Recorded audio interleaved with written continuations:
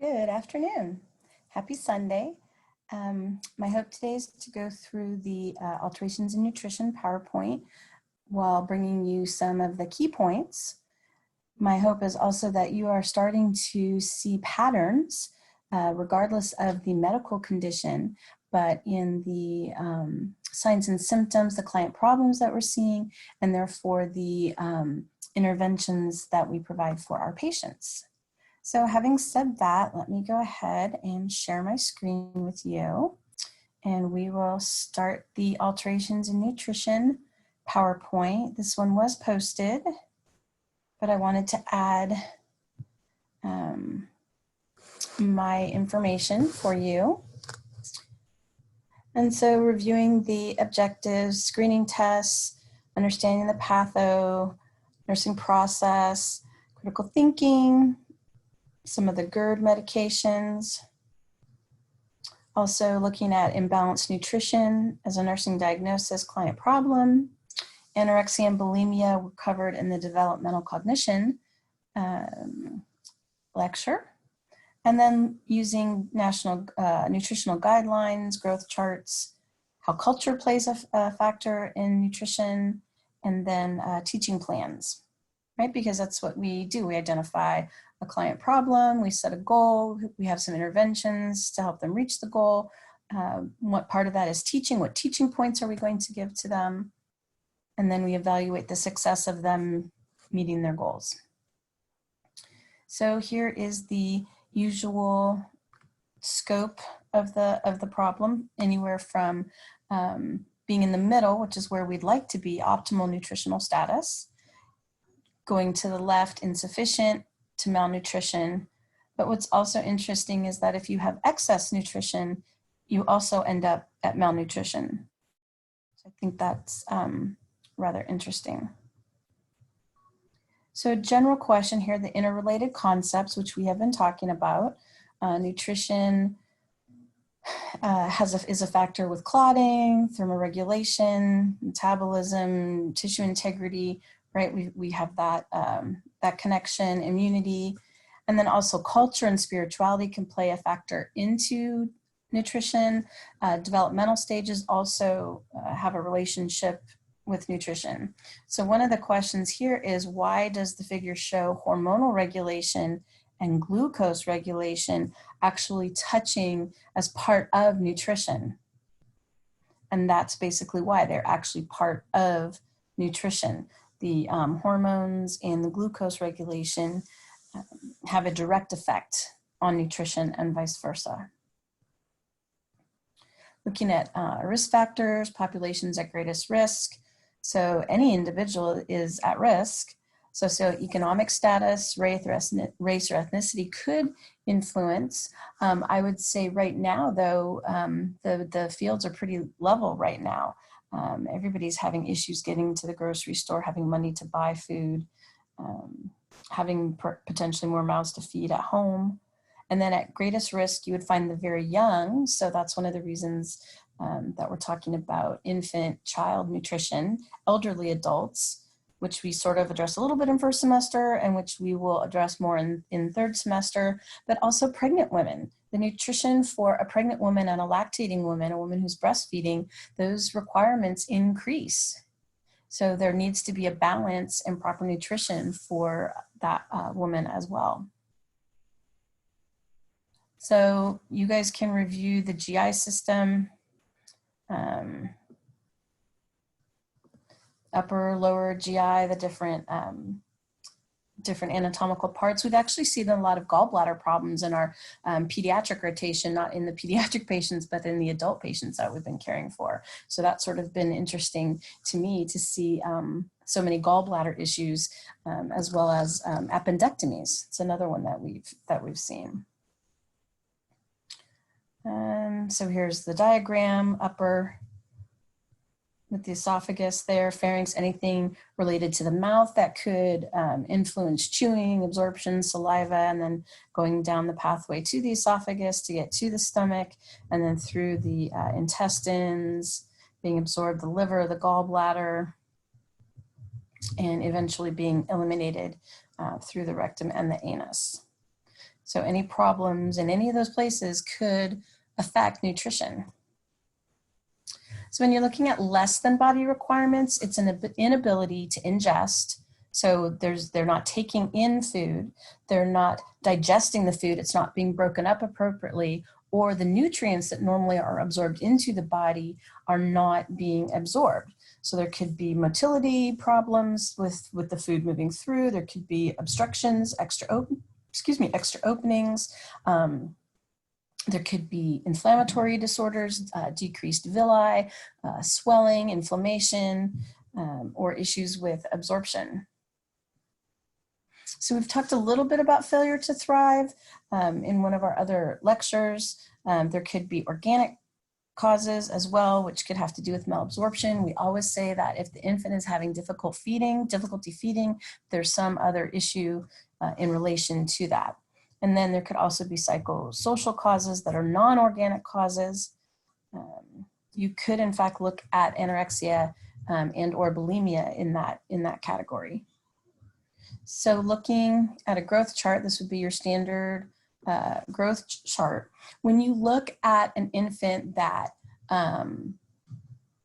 is, say, for example, below the 5th percentile on the weight and height. So if you're looking at the graph here, this middle line is the 50th percentile.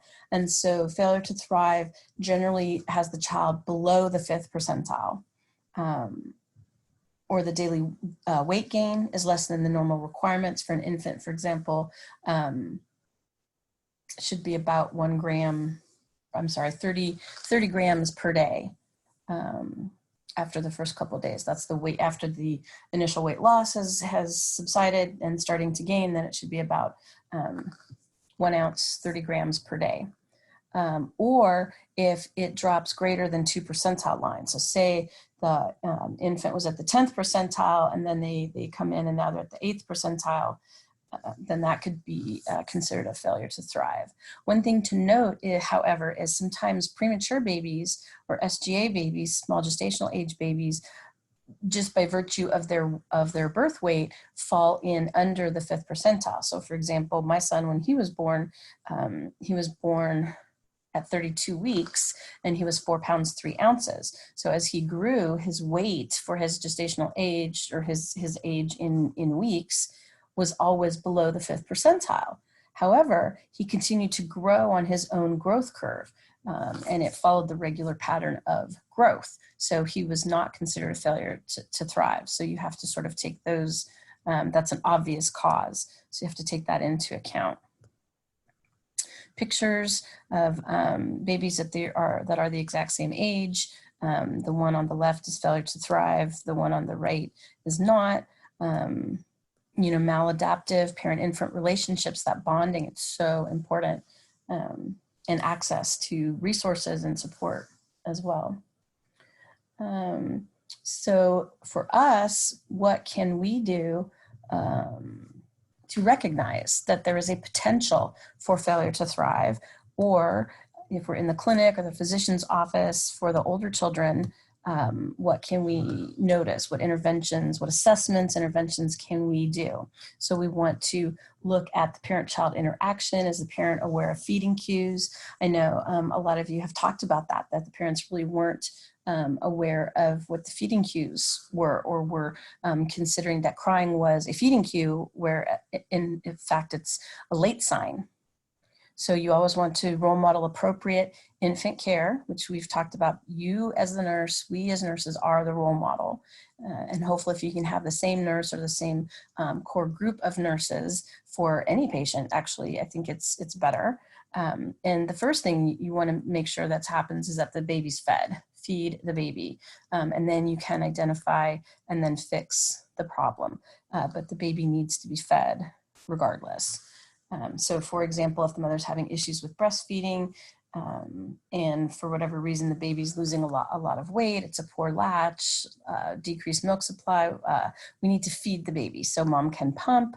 If everybody's in agreement, you could potentially give supplementation with formula while continuing to preserve the milk supply and assist mom with her problems and getting back on track. So when you talk about disorders of prenatal development that have to do with gastrointestinal, nutrition, those types of things, the GI system is formed in the first 4 weeks of embryonic development. So that's really early on. That is when you could potentially see cleft lip, cleft palate. They can happen together or separately. And you all went over that in your discussion board. You did a great job with that, looking at pre-op, post-op teaching. There's also something called tracheoesophageal fistula or ATRESIA, imperforate anus, gastroschisis, OMPHALOCELE, and also some hernias. And any of these things, some are considered emergencies, and some can be fixable fairly quickly on. Sometimes you have to have supplemental alternative types of nutrition.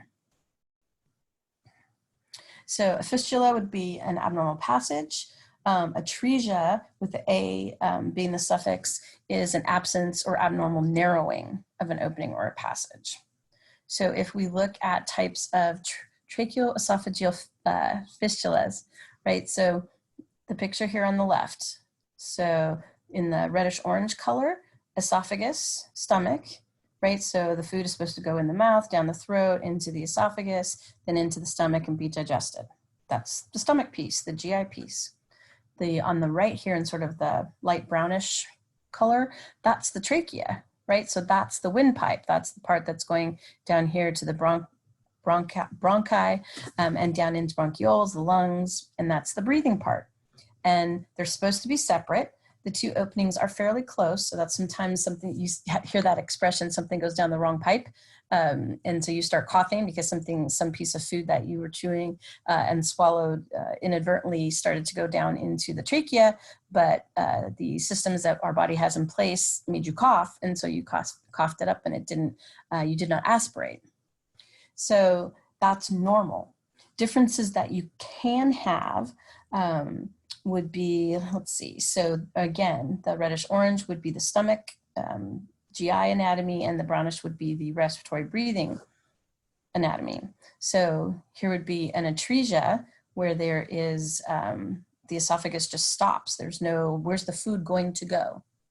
Food's not going to go anywhere. It's going to end up here and probably be coughed back up. And then the fistula, this is a fistula here where it's joined in the wrong place. So what's going to happen there? That's, frothy secretions, coughing, that would be an emergency type situation because it's intersecting with the breathing. And then this would be ATRESIA with a double fistula. So this is actually anything that gets swallowed goes into the trachea. And then could potentially come into the stomach, but more than likely be aspirated into the lungs.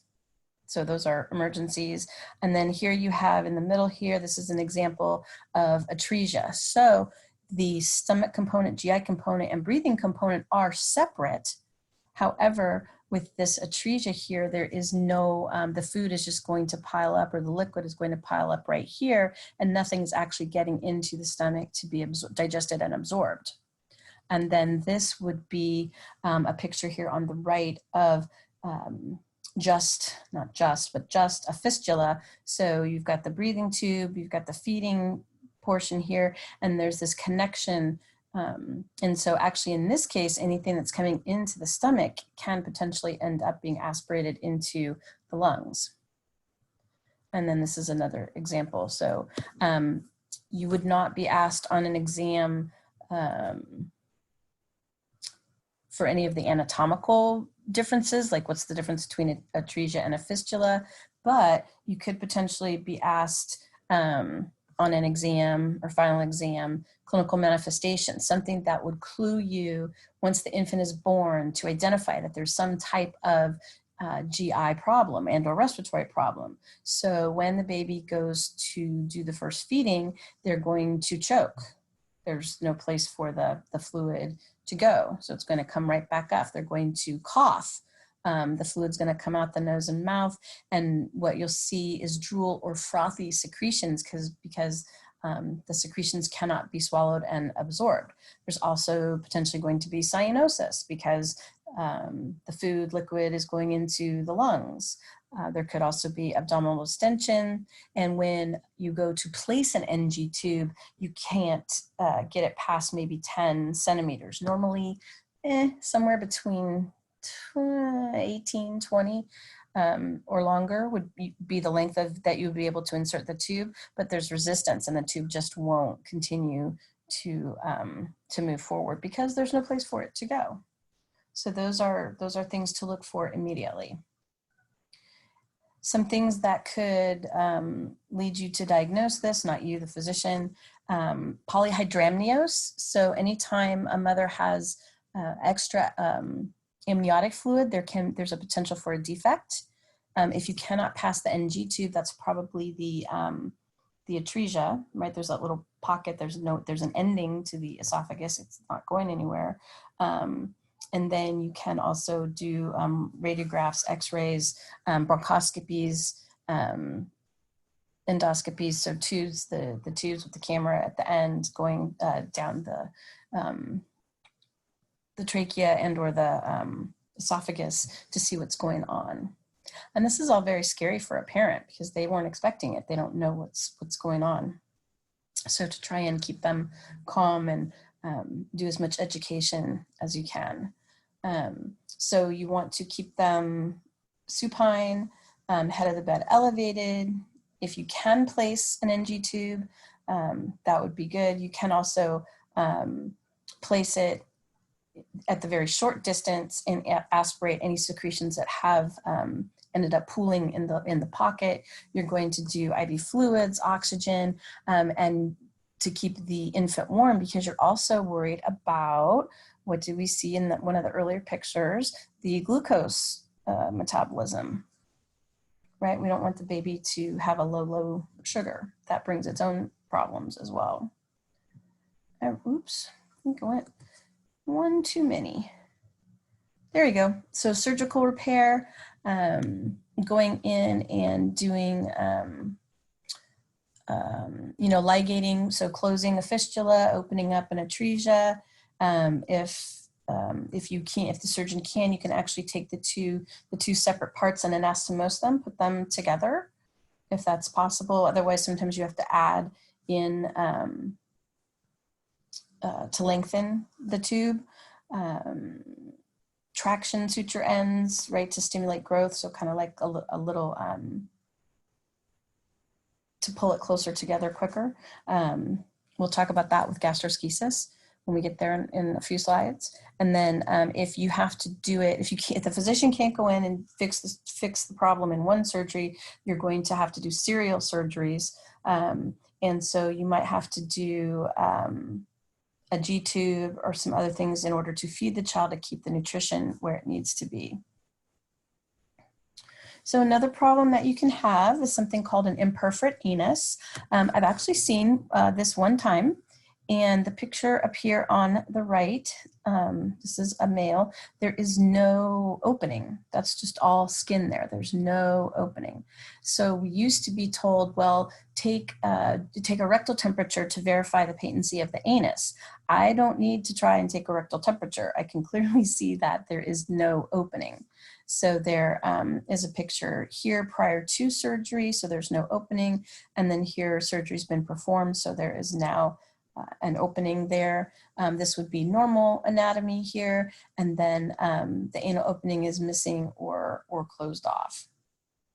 Medical emergency, child needs to be taken to a pediatric center and taken for immediate surgery. So if you don't look for the anus during your newborn assessment, you should. And if that's another reason why you are looking for the first meconium stool. So thorough newborn assessment, fluid volume deficit, skin integrity, there will be a colostomy post-op. Again, family coping with any surgery, risk for infection. I think psychosocially, if the family's not prepared for this, I think that's probably one of the bigger problems. And I think sometimes as parents, when something happens to our child, I can I guess just speak for myself, but you kind of go into this mode where I've got to get through this, right? Tell me what I need to do. Let's get through this. Okay, we're going to have surgery. Okay, we have surgery. Okay, it's post-op. We've gotten through the surgery. All right, now my child's doing better. And then they say, okay, your child's ready to go home. And now you don't know what to do. You're like, oh, good. Okay, yes, we get to take the baby home. Yay. And so then you get home and there's not that there's no support. Hopefully your partner or parents, somebody, friends, somebody's there with you, but you're on your own. And I think that in talking about postpartum depression, those things they all come together. It all kind of forms together. So be on the lookout. Make sure you do some education with the parents about what it potentially will be like when they get home with the baby. So G-tube, again, this is out of your book, how to take care of this. This is a Mickey button. No, that is a peg tube, my bad. That is a peg tube. So that would not be coming out, but it does have a feeding port and a med port. And there you can see incision. And so you are concerned with skin integrity. This would be for long-term gastrostomy feedings. This is the Mickey button. I think I've shown you that. Or some of you, I think in CRS, we looked at that. This part here twists to stay on and twists to come the opposite direction to come off. And so the child's just left with this flat part here, which is really nice. They can still kind of pull at it a little bit, but not like if they had a peg tube. You do care with that. You do care around the insertion site, fully immersible in water. So a lot of positives to having a Mickey button versus a G-tube, peg tube type of setup. So moving on, we're going to move on to OMPHALOCELE and gastroschisis. So these conditions are when the intestine is outside the body when the child's born. So gastroschisis, you can see here, the intestine is to the side of the umbilical cord, and here with OMPHALOCELE protrudes into the umbilical cord, but there is a layer, peritoneal layer covering all of that. So gastroschisis tends to be on the right side, not covered by membrane. There's no umbilical cord connection there. Usually intestine, can be bladder or gonads as well, in addition to the intestine. And then gastroschisis is rarely associated with other congenital anomalies. So if you hear that the child, the fetus potentially has OMPHALOCELE, the chances that there will be a congenital anomaly increase from approximately 15% to upwards of 40 to 80%. And oftentimes with OMPHALOCELE, it's not just the intestine. You can also have the liver involvement, spleen, colon as well. And then the umbilical cord is also involved. How do you find out about this? Well, without prenatal care, probably at birth. Excuse me, if you've had good prenatal care, they've probably done an ultrasound and figured out that something was not right. So I know in our case, our firstborn had gastroschisis, and we did the ultrasound, very first 16-week ultrasound, first baby, new mom. And I knew something was wrong, and my husband was at work. He had not come with me. And so I'm like, I can see something's wrong. And she couldn't really tell me. She had to wait for the doctor to come in, but she did say something was not right. And they couldn't tell from the initial ultrasound whether it was an OMPHALOCELE or gastroschisis. So we had to wait, I think it was 2 days, till we could get an appointment at another medical. I was back in, where was I? This was back in Pittsburgh, Pennsylvania. And so we had to wait till we could get into a tertiary center where we could have a 3D ultrasound that would determine what this issue was. So I will tell you the conversation, I was a wreck. My husband was a wreck. The conversation that we had that night waiting, it was December 19th, waiting to have the appointment the next day, like what if, all those what if questions. And that brings up a lot of feelings. I had worked with babies that had OMPHALOCELE, and so I knew what that entailed. All the babies I had worked with had other congenital anomalies. So I was terrified. So, you know, we had talked about terminating the pregnancy, which neither one of us wanted to do regardless. And then we were very, very hopeful and praying that it was just the gastroschisis, which in fact is what it turned out to be. So I consider ourselves lucky, but nobody really comforted us at that point. Like the tech did as much as she could, but the physician wasn't very emotional at all. It's like, oh, well, here's your appointment. And my husband, I got a hold of my husband. I'm like, you have to come home now. We have to talk. We were a wreck. So I think the emotional support is very, very important, or resources or something. And neither one of we had no family with us in Pittsburgh either. So I'm on the phone to my mom and crying, and it was awful. So just to keep that in mind when you're talking to parents. So here's some pictures. This is what looks like when the baby is born. So what happens is the amniotic fluid, the intestines are very swollen because of the fluid. And so when the baby's born, the physician actually has to find the umbilical cord and clamp that, not the intestine. And then they actually put like saline covered gauze, saran wrap, that type of thing over the intestines to keep them moist and warm. They stabilized the infant. My son's surgery was done within 4 hours of his birth, and he actually had to be transported across the street for that surgery. The other thing to keep in mind is that when these intestines are literally pushed back in, they're just pushed back in, they can start to push up on the lungs and hinder respirations. The lungs have difficulty expanding. And so sometimes, like for example, this baby's intubated after surgery. This is called a silo, like a grain silo procedure. And so the intestine can actually sort of slide back in on its own until you actually get enough in to where you can close the abdomen over the intestine. OMPHALOCELE, this is a picture of OMPHALOCELE, and you can see the intestine there, and it is enclosed in a sac there. So there's the umbilical cord, there's the sac, and this again can, it's very difficult to reduce it. You can reduce as much as you can, perhaps over time to get everything, the organs back in. You will have to keep it moist, keep the baby warm, alternative feeding methods for both of these. On a lighter note, we have hernias. So this picture here is what I usually see. This is an umbilical hernia. So here you go, the bulging intestine, the belly button, if you will, and there is an opening, and then the bulging intestine protrudes there.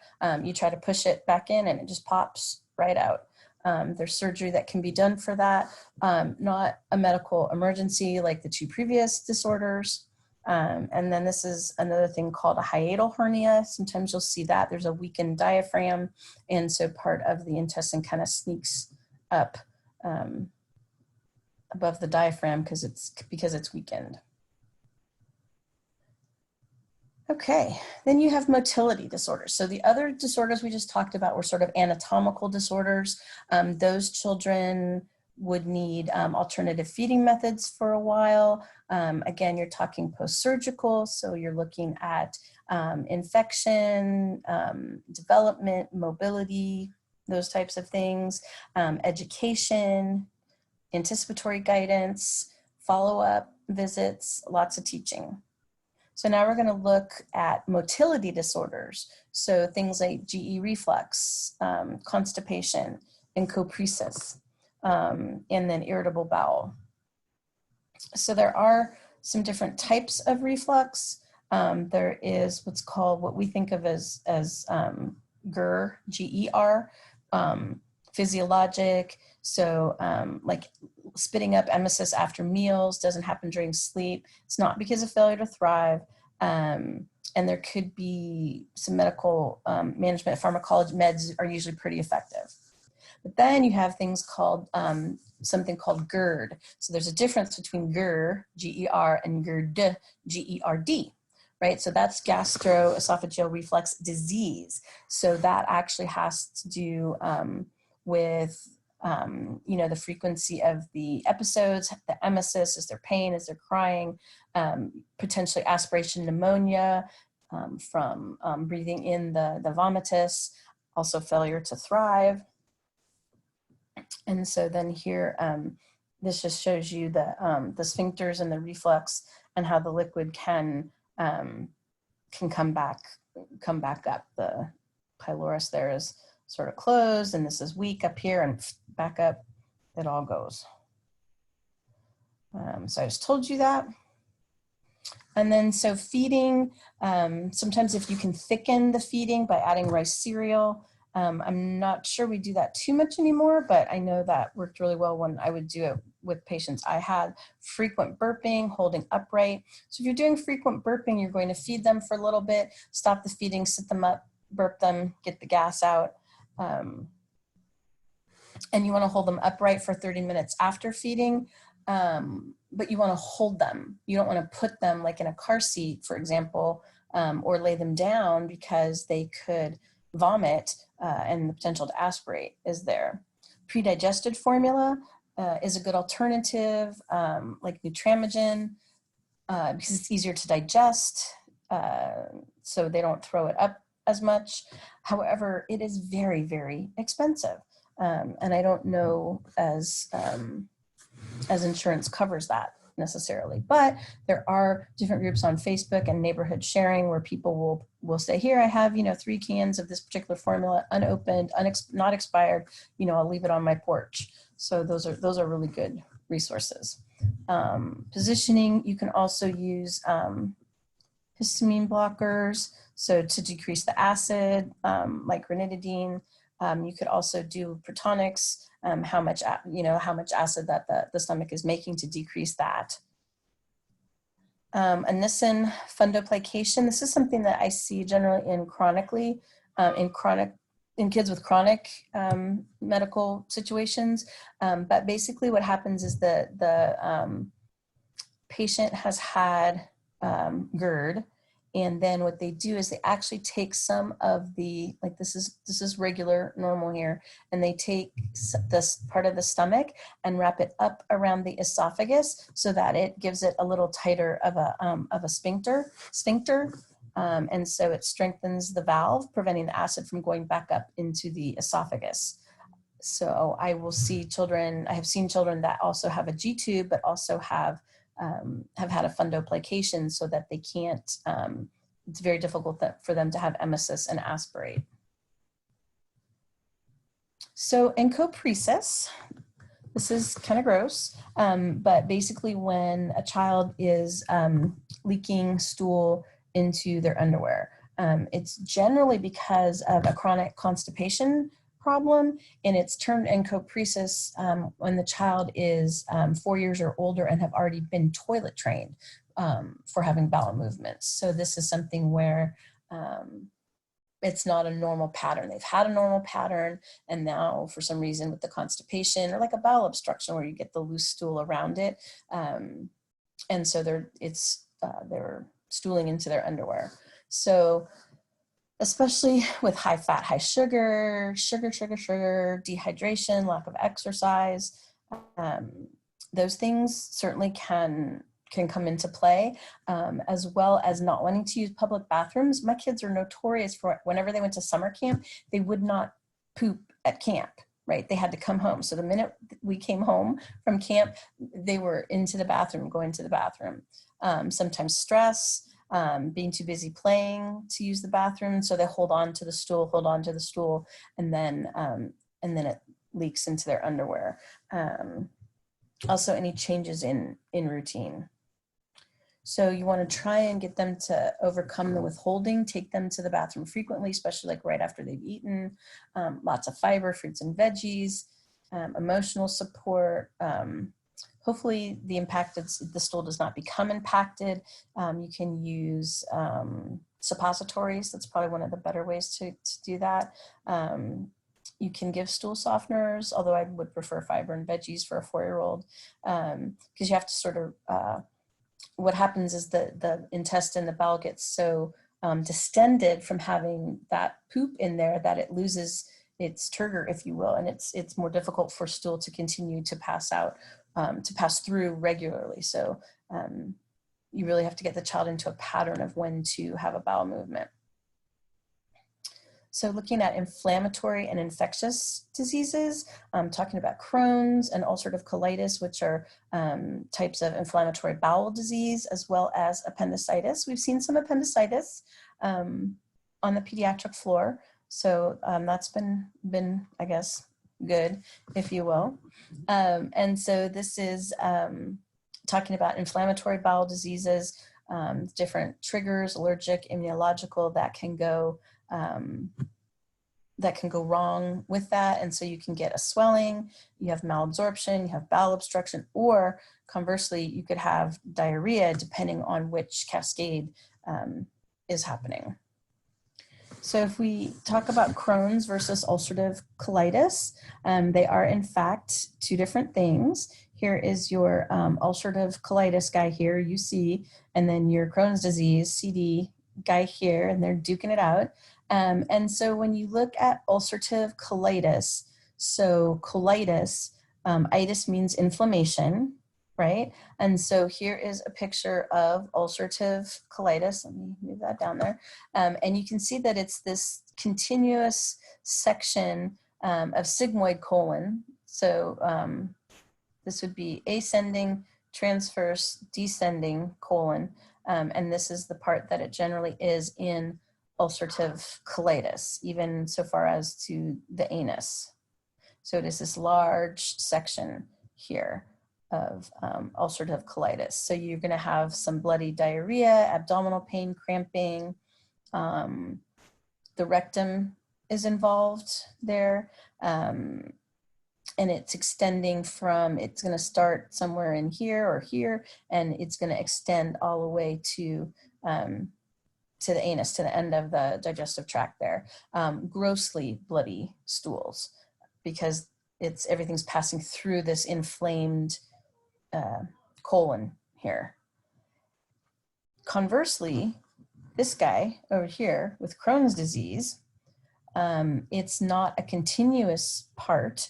It is specific little areas that have lesions. So it can be in any part of the intestine. It does not necessarily involve the anus. Still will have diarrhea, cramping, and what you end up with in these reddened areas here is they're like strictures. So it kind of like tightens and loosens, and that can lead to the cramping. It's difficult for food to move through and be excreted. You can get fistulas, so things can start to form relationships with other parts. And then you can also have, so like I said, any part of the intestinal tract. There is no gross blood. So that's probably one of the biggest differences between Crohn's and ulcerative colitis, is that ulcerative colitis will have bloody diarrhea, whereas Crohn's, there is no gross blood. There's what I would call hidden blood, because if you guaiac the stool, it will guaiac positive, but there's no gross blood. And then it does have a lot of the same manifestations, but is a little bit less common. So that's kind of the differences in a nutshell. So in the meantime, what does that mean for nursing interventions? Certainly there are steroids to decrease the inflammation, Remicade and mesalamine. We've had a couple patients on mesalamine, which is another anti-inflammatory specifically for Crohn's disease. Certainly fluid replacement, high protein, high calorie, high fiber foods, replace electrolyte, vitamin replacement there. So for this IBS is an acronym, CRAMPS. So controlling the diarrhea, controlling the inflammation, relieving pain, restoring fluid, giving anticholinergics, antimicrobials, meals, correct the nutritional deficiency. So whatever's missing, add that in. Psychological counseling and support, emotional support and coping. So I think you see the ads on TV where the lady has the Crohn's and I think it's Crohn's, yeah. And like they know where the bathrooms are, like because they always have to, they can't enjoy life because they're always they have diarrhea. They always have to go. So if you can control the inflammation, helps to control the diarrhea. And then you're looking at nutrition in terms of the replacement, what's going to correct the deficiency, making sure they're not dehydrated. Hopefully that makes sense. Okay, and then here's our cute little nursing education consultants picture here. So looking at Crohn's, you're looking at client problems, right? So fluid volume deficit, so diarrhea, they're losing fluid. Pain, right? There's cramping. If it's inflamed, right? That's going to be painful. Impaired skin integrity, if you're having all the diarrhea, poor nutrition, impaired nutrition, coping is really difficult. And so here's just that little quick picture of Crohn's disease there. So now we're going to move to appendicitis. Symptoms develop slowly over about maybe a 12-hour period. It kind of depends on the patient. There's going to be pain, loss of appetite, or nausea and vomiting and fever that occur pretty simultaneously. So if the vomiting comes first and then it's the pain, then you want to think of an infection like a gastroenteritis. If the pain precedes the vomiting, appendicitis is more likely. So a lot of times what will happen is the child will, depending on how old the child is, say that they're having some pain in their right lower quadrant. The pain will increase and then they will start having vomiting. So in that case, we should be thinking, if they're calling, you're the call nurse, that it would be appendicitis, you would want them to come in and be seen. Sometimes the knee chest position helps, and the point, McBurney's point, is in the right lower quadrant, and it's a rebound tenderness. So when you push in on the point, it doesn't hurt, but when you let go, there's quite a lot of pain, and that's what a rebound tenderness is. And so here's our child here, and this is showing you McBurney's point there.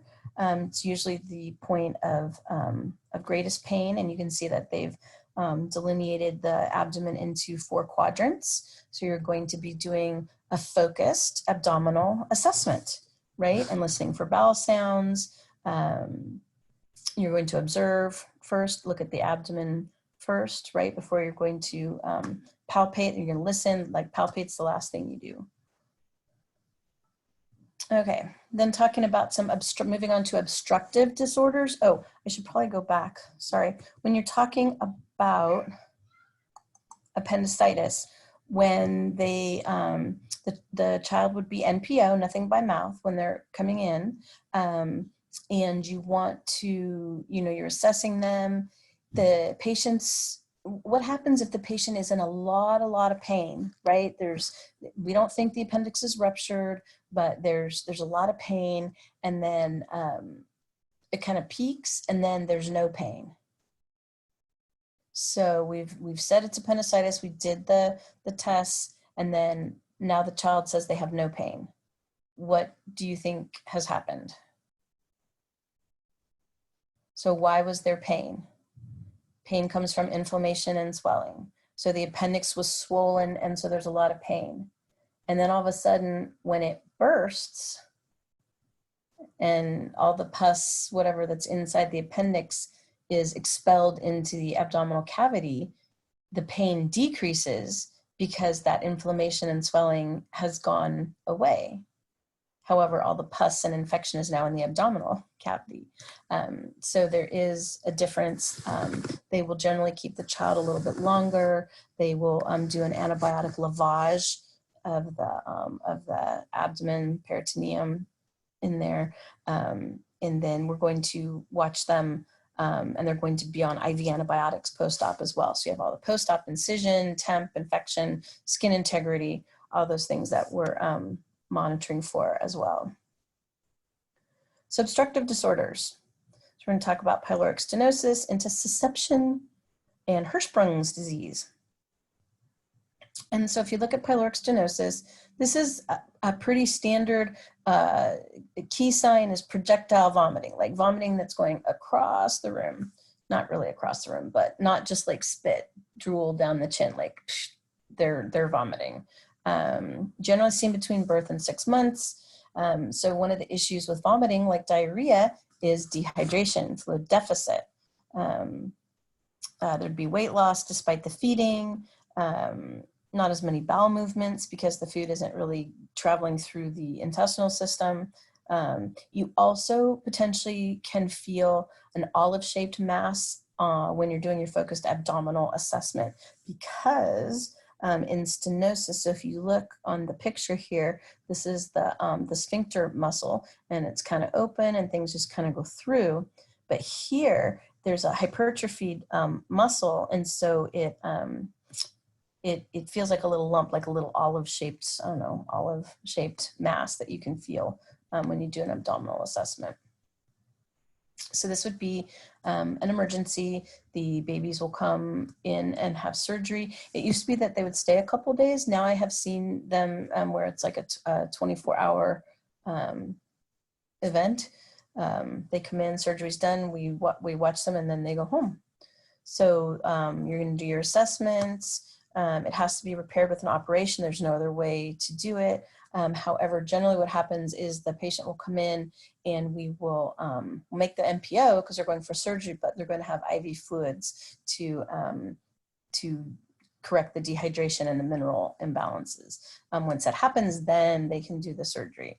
And so the muscle's repaired. They can often start drinking small amounts of clear liquids. And then if that works okay, they still might have some vomiting until everything sort of settles down and the swelling decreases, which should happen in a couple of days, but the babies are going home fairly quickly.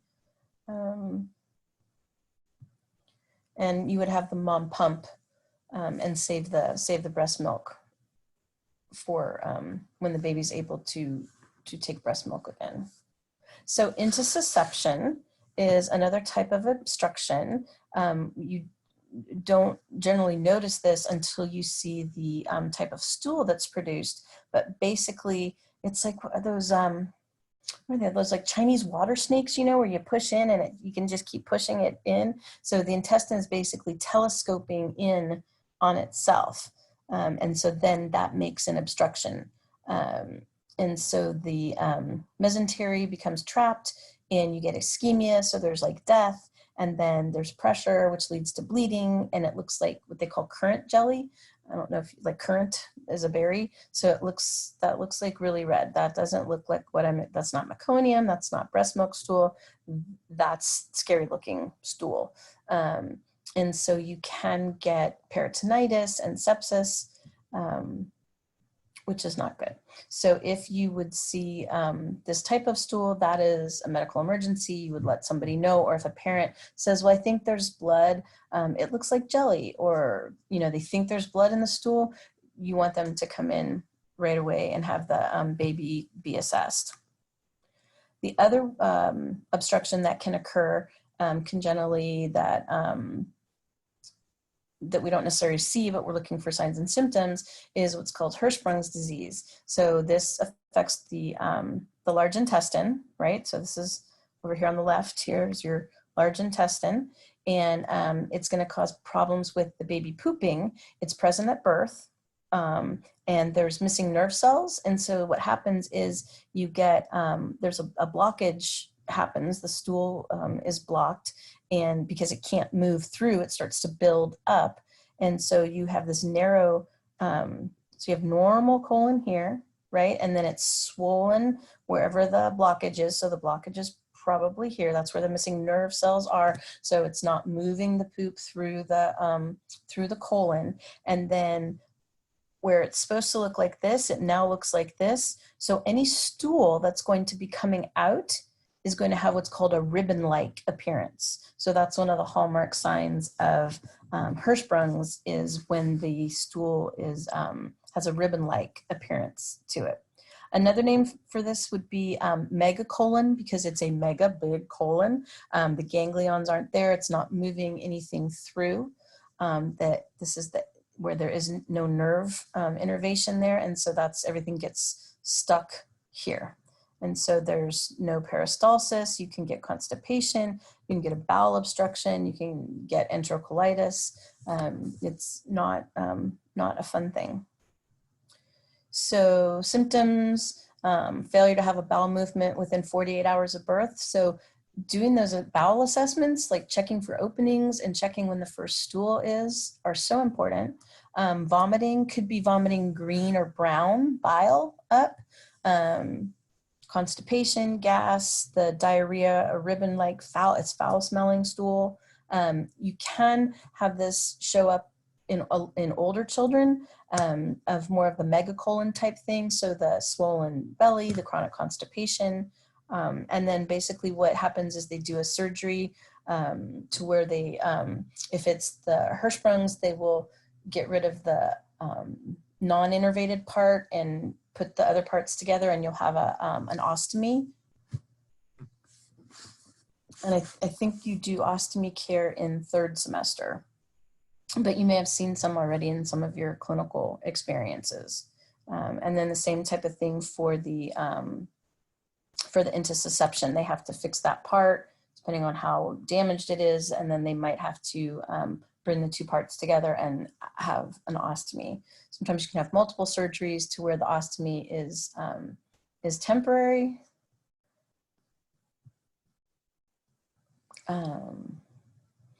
And so when you're talking about infant vomiting, mom call, you're the phone nurse, the on-call phone call, triage nurse, at the pediatrician's office, and they're saying, oh, well, my child's been vomiting, right? It's like, oh, my child has a fever. Okay, well, what was the fever? 99.6. Oh, okay, well, that's not really a fever. Oh, it was 105. Oh, that's a fever. So it's the same kind of thing. When you're gathering information about vomiting, there's questions that you can ask, and hopefully they're not yes and no questions. Hopefully you can get some information. So how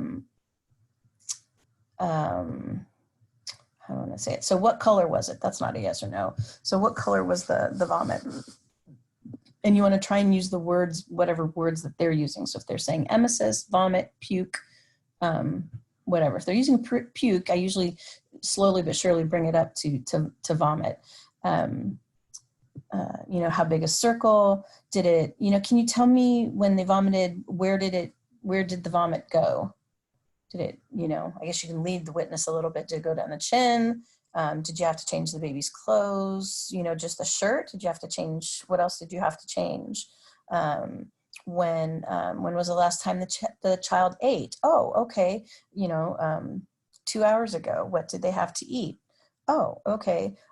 Did it appear like it was curdled, like it was cottage cheesy, or what did it look like? What did it smell like? Not did it have an odor, but can you describe how it smelled? So try and make the questions a little more open-ended. And then talking about malabsorption disorders, we're just about there, guys. Hang in there, doing good. Lactose intolerance, celiac disease, and short bowel syndrome.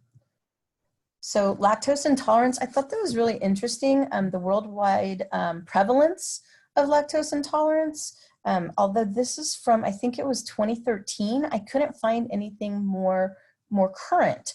So it looked like, where are we? Like Norway is 0 to 15% lactose intolerance. United States falls in that 15 to 30% of the population has lactose intolerance. But like all of South America is like 60 to 100% lactose intolerant. Africa, Saudi Arabia, India, China, I was just sort of amazing. And then here's this little spot, or like Greenland. It's like, wow. But Australia is 15 to 30%. I just really found that interesting. So it's an inability to digest lactose. Oops, my bad. Go back one. There we go.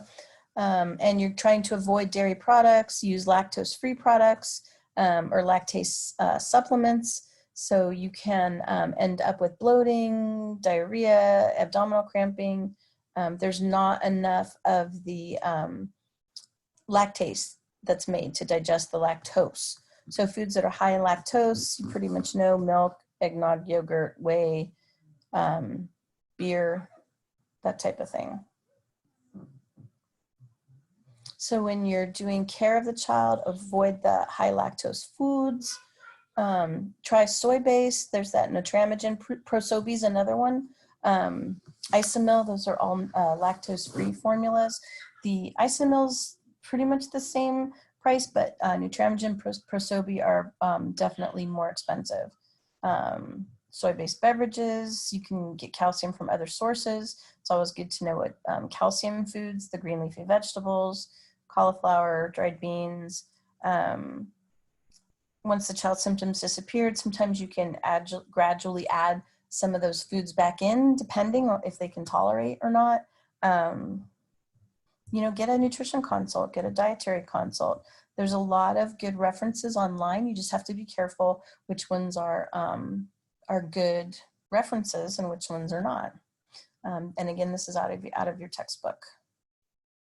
So celiac disease. Celiac disease, this is a good one to know. So what happens in celiac disease? So we'll start with the gluten over here. So gluten, right, that's found in wheat, rye, oats, barley. So think of examples of those, like pretzels, bread, that kind of thing, rye, oats, barley. And it breaks down in the small intestine. And in celiac disease, the body has an inability to digest this gliadin. Yeah, gliadin. I can never say that right. And so then you get an accumulation of glutamine, and it has a toxic effect. And so what happens is the villi, which are the little thing, you know, that move the food, the digestion, everything along, there's an atrophy. They become ineffective. And so then there's malabsorption because the villi also, besides moving, like they're absorbing in the nutrients. And so when they're not as effective, then there's malabsorption. And you can also have severe dehydration and diarrhea. So if we look at this cross section here, this is the small intestine, and all these little things around here, these are the villi. And so all these little, what they call fimbria is what they call them. Kind of reminds me of a sea anemone, right? It has the little fimbria. Wait, my hand keeps disappearing. There we go. And so each one of those little fimbria is responsible for absorbing, moving and absorbing. And so normal villi are nice and tall and strong, and they can move back and forth and absorb the way they're supposed to. But when you have these damaged villi, they're like little stubs and they can't move very well. And the little fimbria aren't there to help with the absorption.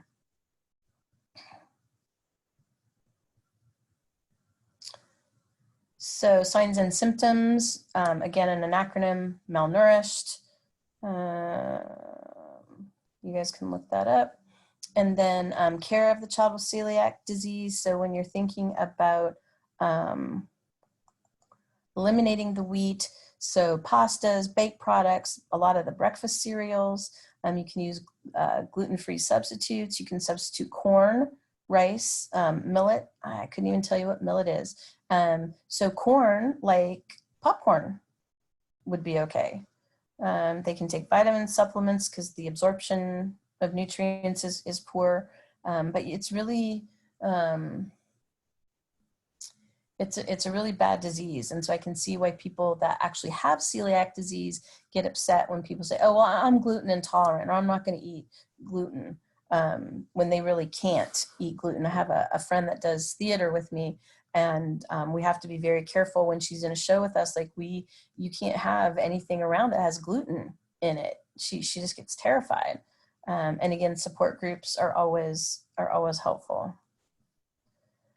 Short bowel, short gut syndrome, sometimes it's called that. Again, diarrhea, greasy, foul smelling stools, the weight loss, could be some edema in the lower extremities. So the parents calling, you know, saying that the child has diarrhea, you know, how often, what does it look like?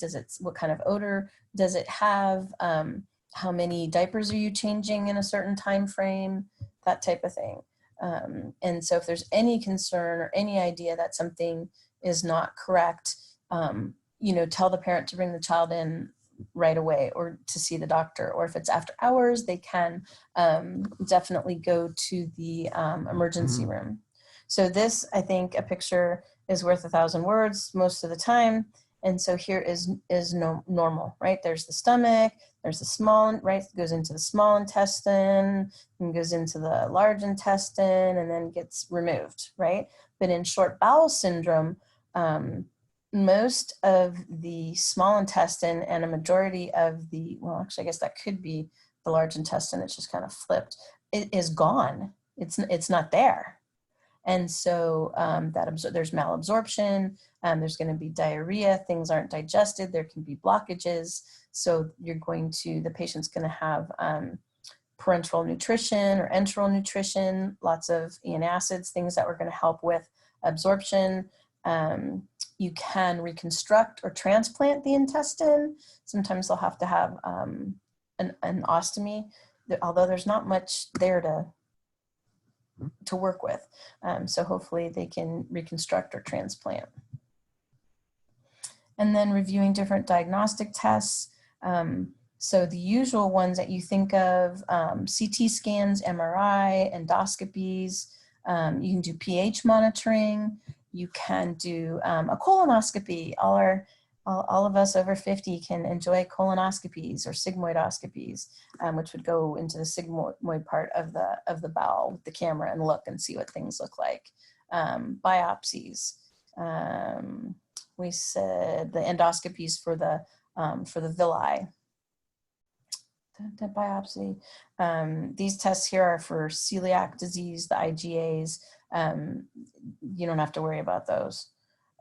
X-rays, barium will light things up. You can see how the barium is flowing either through the upper GI or from the lower GI, gives you a good picture. And then you're also going to be wanting to look at blood tests, protein, albumin as part of protein, the glucose, A1C, you know, what is their lipid profile? How's their potassium, sodium, right? Those are indicators of dehydration. Or the BUN can also tell you excess fluid. And then iron, calcium, phosphorus, vitamin D is a big thing as well. And your normal CBC, CMP.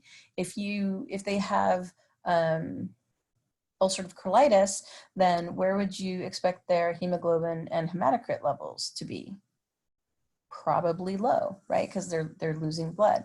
So in being able to try and put those pictures together. Remember, it's not our job as nurses to make a medical diagnosis, but we're looking at the vomiting, the diarrhea, the pain, the edema, the lab values, you know, monitoring the IVs, monitoring the fluids, doing the teaching, doing the pre-op teaching, doing the post-op teaching, watching for infection, those types of things, keeping the airway there, watching for allergic reactions, adverse reactions, those types of things.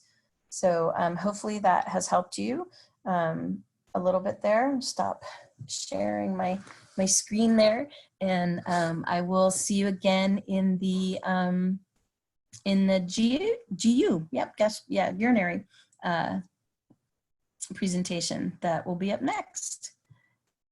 Alrighty, have a good day, and let me know if you have questions. Get a hold of me, and I'm more than happy to answer questions.